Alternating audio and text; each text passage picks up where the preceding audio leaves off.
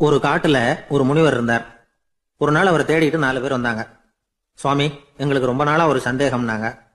என்னன்னு கேட்டார். இந்த உலகத்துல எவ்வளவோ காரியங்கள் நடக்குது, எது நியாயம் எது அநியாயம் அப்படின்னு புரிஞ்சுக்க முடியலன்னாங்க. அது யாராலையும் புரிஞ்சுக்க முடியாதுன்னார் முனிவர். வந்தவங்களுக்கு ஆச்சரியமா போச்சு, ஒரு மாதிரியா பார்த்தாங்க. இதை முனிவர் கவனிச்சார். சரி, புறப்படுங்க என்னோடன்னார். எங்கன்னு கேட்டாங்க. இப்போ உங்க 4 பேரையும் ஒரு புஷ்பக விமானத்துல அழைச்சிட்டு போறேன். இந்த உலகத்துல சர்வசாதாரணமா நடக்கக்கூடிய ஒரு காட்சியை உங்களுக்கு காட்ட போறேன். நீங்க பார்க்க போற அந்த காட்சி நியாயமா அநியாயமா அப்படிங்கறத என்கிட்ட சொல்லணும். நீங்க சரியான பதில் சொன்னா புஷ்பக விமானத்துல தொடர்ந்து பிரயாணம் பண்ணலாம். தவறான பதில் சொன்னா இந்த புஷ்பக விமானம் உங்களை கீழே தள்ளி விட்டுரும் அப்படின்னார். 4 பேருக்கும் பயம்தான். இருந்தாலும் முனிவர் கூப்பிடுறாரு அப்படின்னு சொல்லி புறப்பட்டாங்க. அவங்க எல்லாரும் புறப்பட்டு ஒரு காட்டு வழியா போயிட்டு இருக்கிறாங்க. புஷ்பக விமானத்துல அங்க நடக்கிற ஒரு காட்சியை காட்டுறார் முனிவர். அதோ அங்க பாருங்கன்னார்.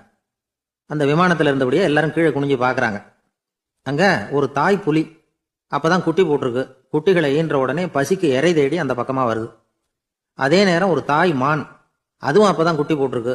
அதுவும் இதே மாதிரி குட்டிகளை ஈன்ற உடனே பசிக்கு இறை தேடி அந்த பக்கமா வருது. இப்ப அந்த புலி அந்த மானை அடிச்சு போட்டுடுது. அதுவும் சாப்பிடுது, குட்டிகளுக்கும் கொடுக்குது. இப்போ அந்த புலி குட்டிகள் முகத்துல மகிழ்ச்சி, தாயை இழந்த அந்த மான் குட்டிகள் முகத்துல துக்கம். இப்போ அந்த முனிவர் 4 பேர்கிட்டையும் கேட்கிறார். நீங்க இங்க பாத்தீங்களே, இதுல எது நியாயம் எது அநியாயம்? ஒவ்வொருத்தரா சொல்லுங்க. உங்க பதில் சரியில்லைன்னா இந்த விமானம் உங்களை கீழே தள்ளி விட்டுரும். சொல்லுங்க பார்க்கலாம்னார். முதல்ல ஒருத்தன் சொன்னான், அந்த புலி செஞ்சது சரிதாங்க. அது பசிக்கு அதுதான் ஆகாரம். தன்னுடைய பசிக்கு தானே இறை தேடிக்கிட்டுது. அதுல என்ன தப்பு? அவ்வளவுதான். அதனால புலி செஞ்சது நியாயம்தான் அப்படின்னா. அவ்வளவுதான், அந்த விமானம் அவனை அப்படியே கீழே தள்ளி விட்டுட்டுது. அதனால அவன் கொடுத்த பதில் சரியில்லை அப்படிங்கிறது புரிஞ்சு போச்சு. இப்ப 2வது ஆள் சொன்னான், புலி செஞ்சது பாவம். அந்த தாய்மான் என்ன தப்பு பண்ணிச்சு?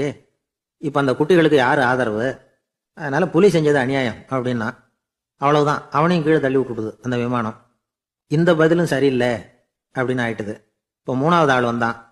முதல்ல 2 பேர் கீழே விழுந்ததை பார்த்துக்கிட்டு இருந்தான். அதனால அவன் சொன்னான், ரெண்டுமே நியாயம்தாங்க. புலி இறை தேடினதும் இயற்கை, அதுக்கு மான் இறையானதும் இயற்கை. அதனால இதுல ஒன்றும் தப்பு இல்லைன்னா. அவ்வளவுதான், அவனையும் அந்த விமானம் கீழே பிடிச்சி தள்ளி விட்டுது. இப்ப 4வது ஆள் வந்தான்.